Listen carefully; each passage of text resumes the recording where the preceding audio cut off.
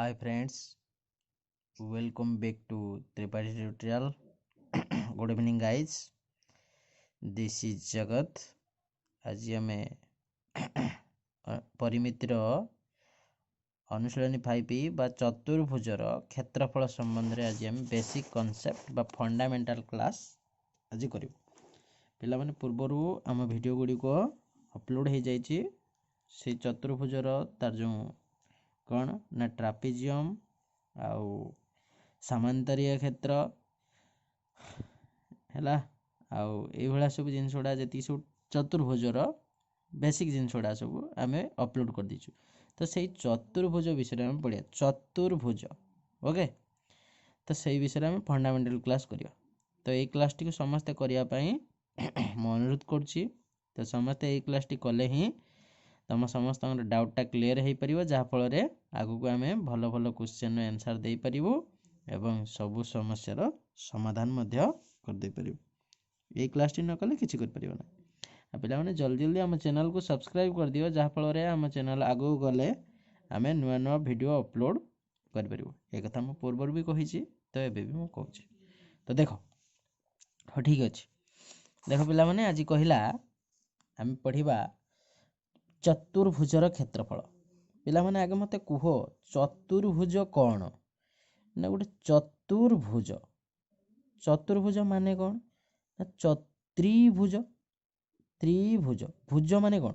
ବାହୁ ହେଲା, ତ୍ରି ମାନେ ତିନି, ତାମାନେ ତିନି ବାହୁ ଦ୍ୱାରା ଆବଦ୍ଧ କ୍ଷେତ୍ରକୁ ଆମେ କହୁଛେ ତ୍ରିଭୁଜ।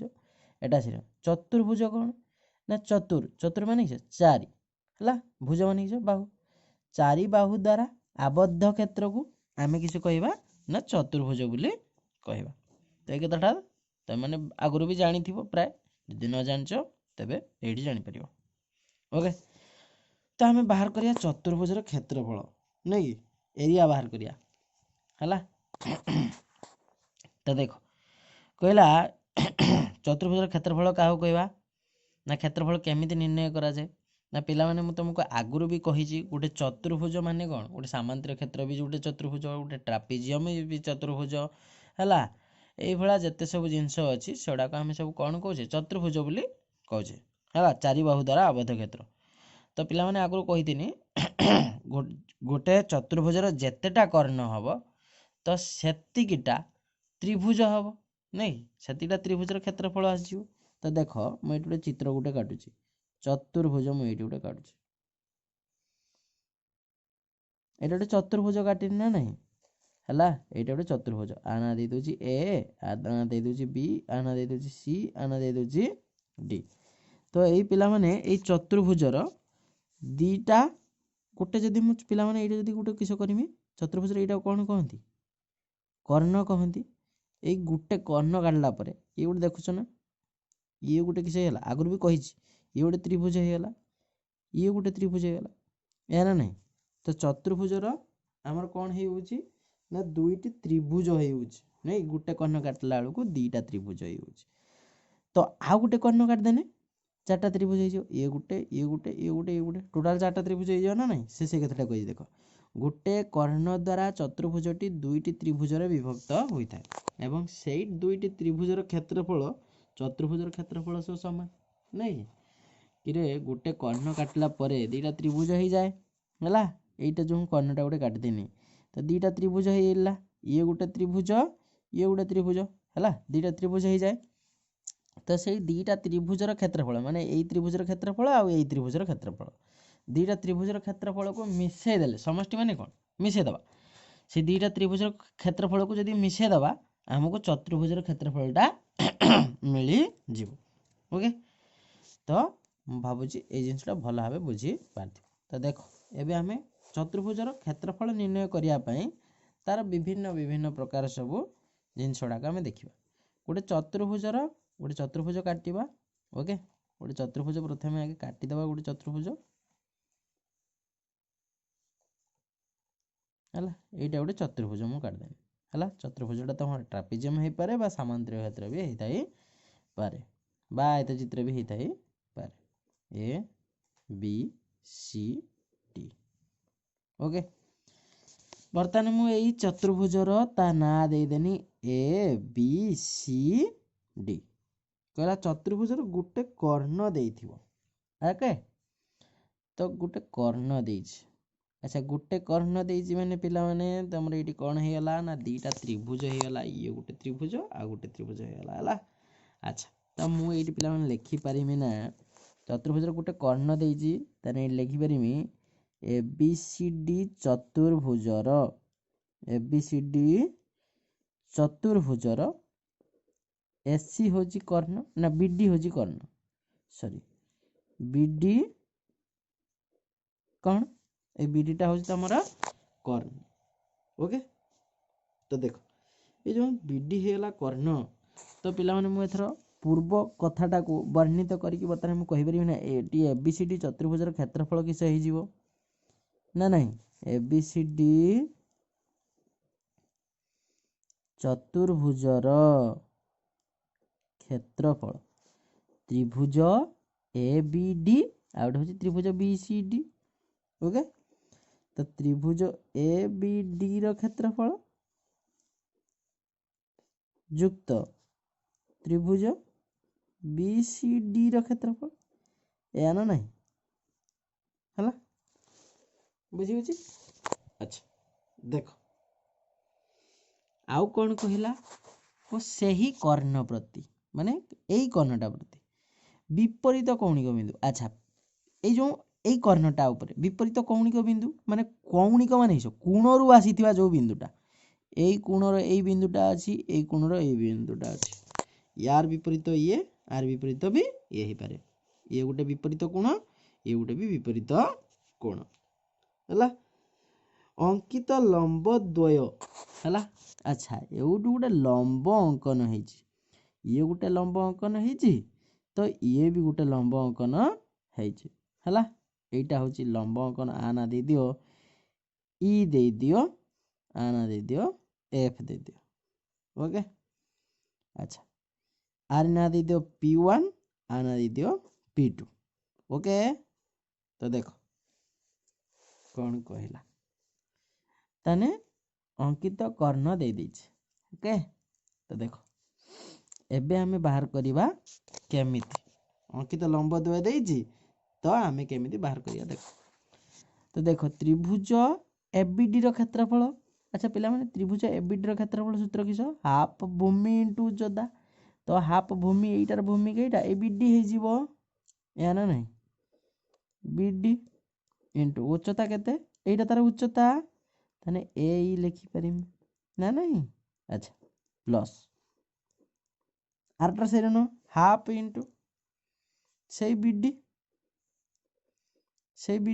इनटू उच्चता केते हे जीवो सीएफ ओके उच्चता केते हेला सीएफ हे गला तो पिला माने लक्ष्य करो एठी अछि हाफ बीडी एठी भी अछि हाफ बीडी उभेर मु कौन करि परिमी हाफ बीडी टा कॉमन नेई पारिम ओके तो कॉमन नेला पर एठी रहिला केते ए प्लस सीएफ या ना नहीं अच्छा तने हाफ इनटू बीडी टा होजी कि एक्चुअली पिला माने कर्ण इनटू एटा होजी तमरा P1 एटा होजी P2 okay half P1 plus P2 okay तो देखो ता माने मु एटी लिखि परिमी ताने क्षेत्रफल चतुर्भुजर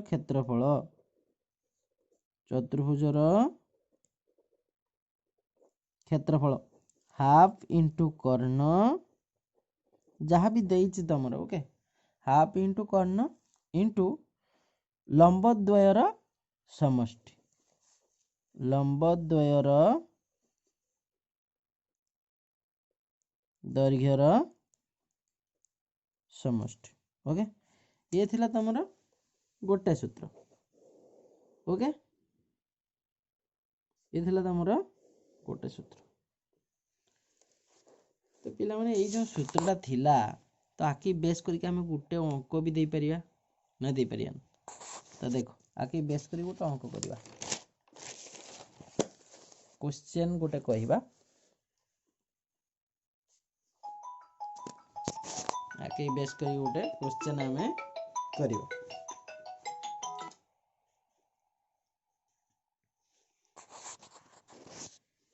ओके देखिबा गोटे क्वेश्चन करवा।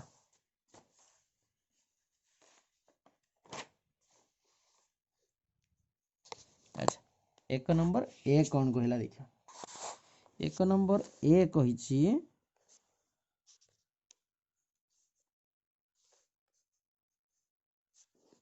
झापसा आछे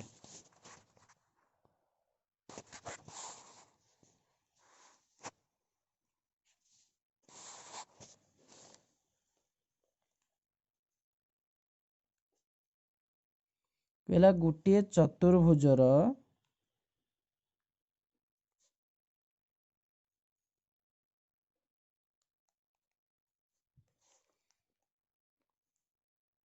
गोटे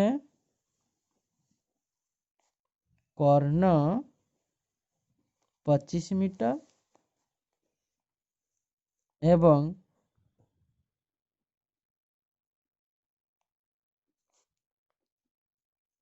एही कर्ण प्रति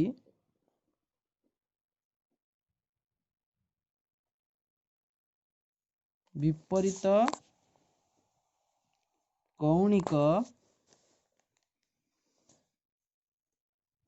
बिंदुद्वयर लंब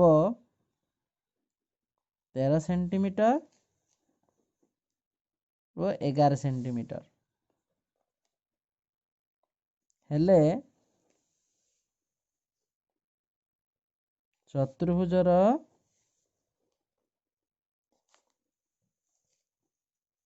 क्षेत्रफल केते। ओके तो देख से क्वेश्चन को बेस करिकी आम बर्तमान गोटे क्वेश्चन देले। तो गोटे चतुर्भुज देइछि प्रथमे आगे गोटे चतुर्भुज काटिदवा आना दे दियो ए आना दे दियो बी आना दे दियो सी आना दे दियो डी।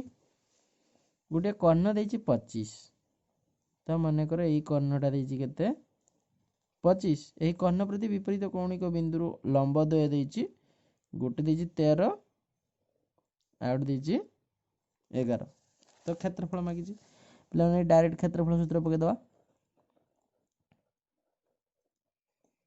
चतुर्भुजर क्षेत्रफल हाफ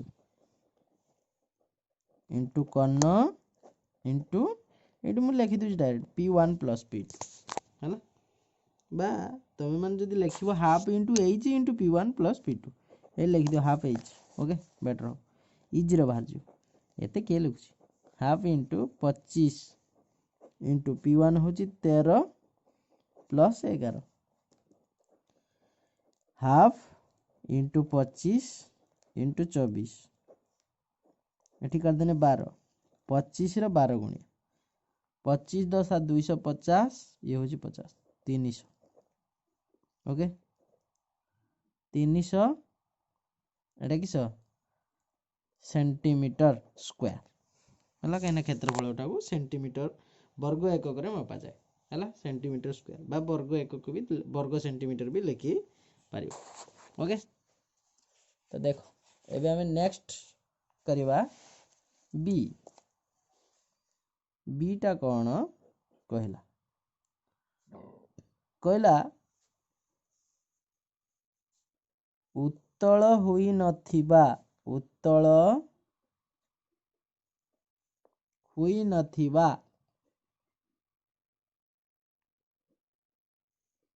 चतुर्भुजर बहिस्थ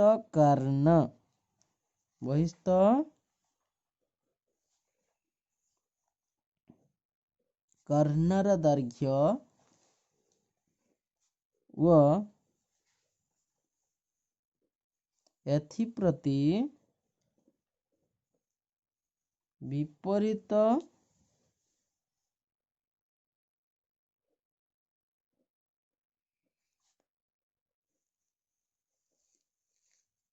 कौणिक बिंदुरु अंकित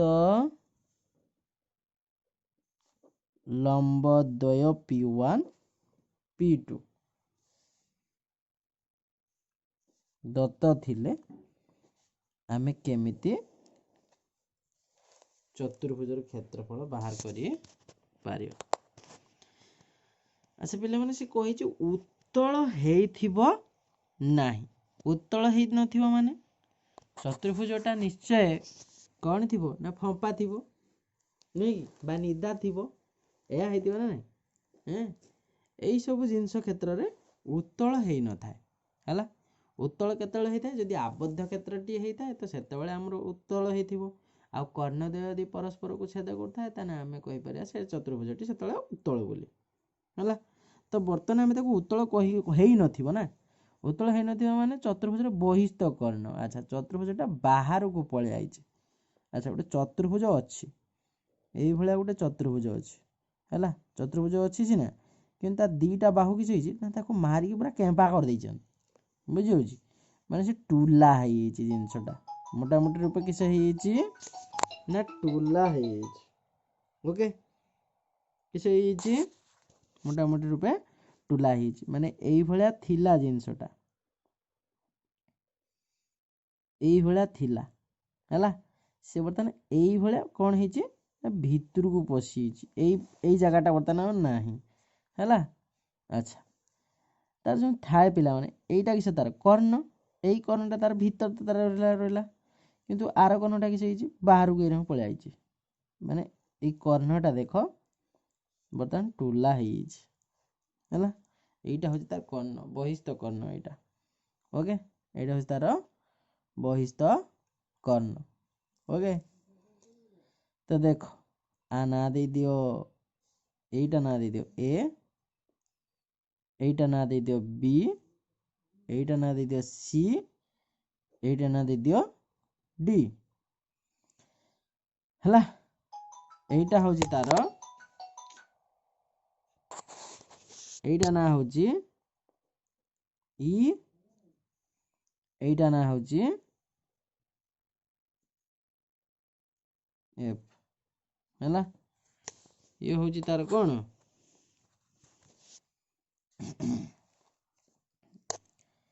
এইটা ହେଉଛି ତାର କିସ ବହିସ୍ଥ କର୍ଣ୍ଣ ହେଲା। ତାହେଲେ ଏ ବି ସି ଡି ଉତ୍ତଳ ହୋଇନଥିବା ଚତୁର୍ଭୁଜ, ଉତ୍ତଳ ହୋଇନଥିବା ଚତୁର୍ଭୁଜ। ଓକେ, ଆଚ୍ଛା ପିଲାମାନେ ମୋତେ କୁହ ବର୍ତ୍ତମାନ ଆମେ ଯେଉଁ ଆର କ୍ଷେତ୍ରଫଳ ଯେଉଁ ବାହାର କରିବା ହେଲା, ଆମର ସେତେବେଳେ କିସ ହୁଏ? ଗୋଟେ କର୍ଣ୍ଣ ଦେଇଥାଏ, ଗୋଟେ କର୍ଣ୍ଣ ହେଲେ ଏ ତ୍ରିଭୁଜର କ୍ଷେତ୍ରଫଳ ଯୁକ୍ତ ସେ ତ୍ରିଭୁଜର କ୍ଷେତ୍ରଫଳ ହୁଏ, ଏୟା ନା ନାହିଁ। କିନ୍ତୁ ବର୍ତ୍ତମାନ କିସ ହେଇଛି ଟୁଲା ହେଇକି ଭିତରକୁ ପଶିଯାଇଛି। ମାନେ ତାର ଯେଉଁ କ୍ଷେତ୍ରଫଳଟା ବର୍ତ୍ତମାନ କିସ ହେଇଛି ବଢ଼ିଯିବ ନା କମିଯିବ? ଟୁଲା ହେଇଯାଇଛି ମାନେ ତାର କ୍ଷେତ୍ରଫଳଟା କିସ ହେଇଯିବ ଆହୁରି କମିଯିବ। ମାନେ ଯେଉଁଭଳିଆ ଦେଖାହେଲା ସେଇଭଳିଆ ଦେଖାହେବ କି? ଦେଖ ତମ ଭିତରକୁ ପଶିଯିବ ବର୍ତ୍ତମାନ ଏଇରନ।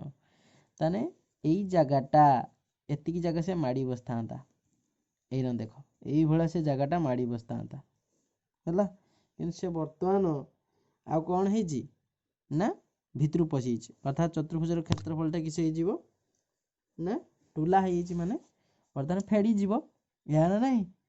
ଆଚ୍ଛା ତାହେଲେ ବର୍ତ୍ତମାନ ଆମେ ଲେଖିପାରିବା ତ୍ରିଭୁଜ ଏଡିସିର କ୍ଷେତ୍ରଫଳ। ଓକେ, କିସ ଲେଖିପାରିବା? ତ୍ରିଭୁଜ ଏଡିସିର କ୍ଷେତ୍ରଫଳ ମାଇନସ୍ ତ୍ରିଭୁଜ ଏବିସିର କ୍ଷେତ୍ରଫଳ, ଏହା ନା ନାହିଁ।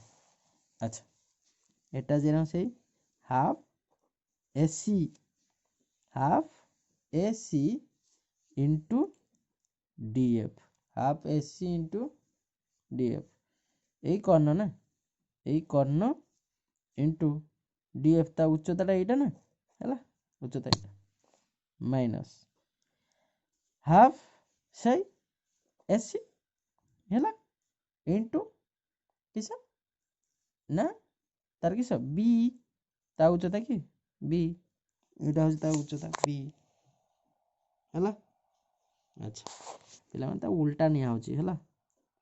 ତ half into AC into D F minus B है ताने बर्तमान तुमर किसे हेला चतुर्भुजर क्षेत्रफल शेष मान हाफ इंटू एच मैं लिख दूँ डायरेक्ट P2 माइनस P1 है ना क्या बड़ हार सान हार फेड़ा जाए ओके से लिखा ना तो P1 माइनस P2 लिखा P2 माइनस P1 यहाँ हूँ तुम जदि बहिस्थ कर्ण देइथिबो तो तार आंसर ये भलिया हम तो पिला आके बेस करी गोटे क्वेश्चन दबा देख आके बेस करी गोटे क्वेश्चन आम दबा कौन कहला गोटे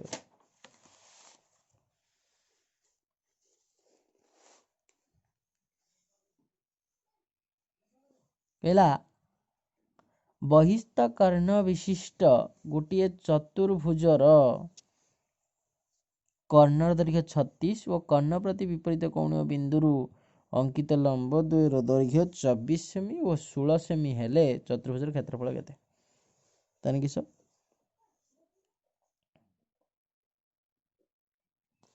बहिस्थ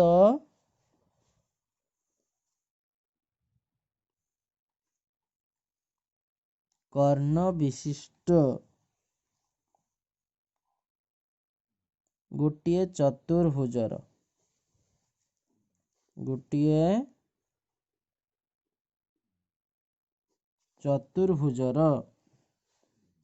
है बहिस्थ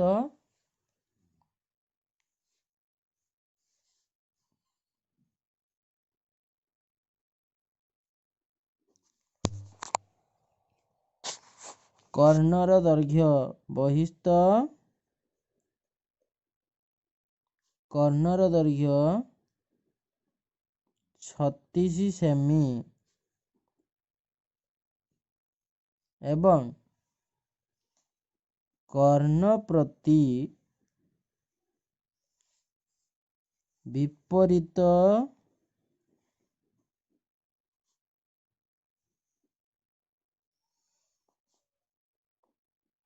कौणिक बिंदु द्वयरु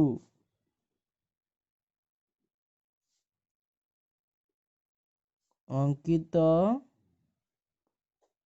लंब द्वयर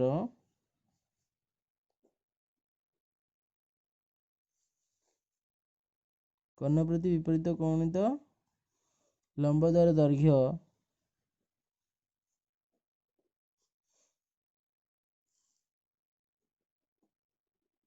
24 सेमी 16 सेमी हेले क्षेत्रफल केते okay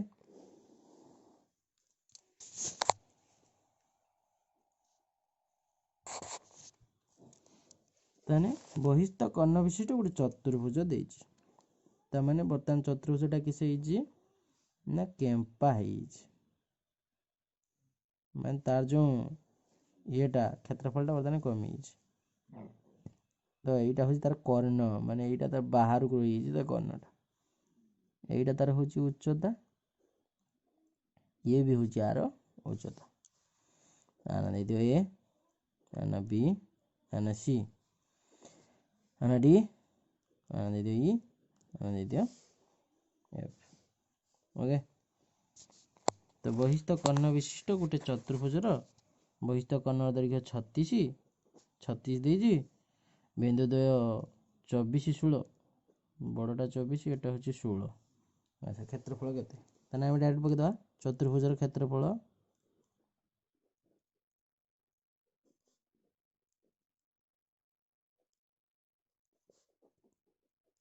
half H into P2 minus P1 ताने half into 36 into 24 minus 16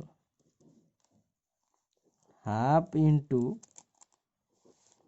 18 sorry एटा काट देने एटी होबो 18 ମାନେ ଖାଲି ରହିବ 18 ଗୁଣନ 24 16 ଗଲା 8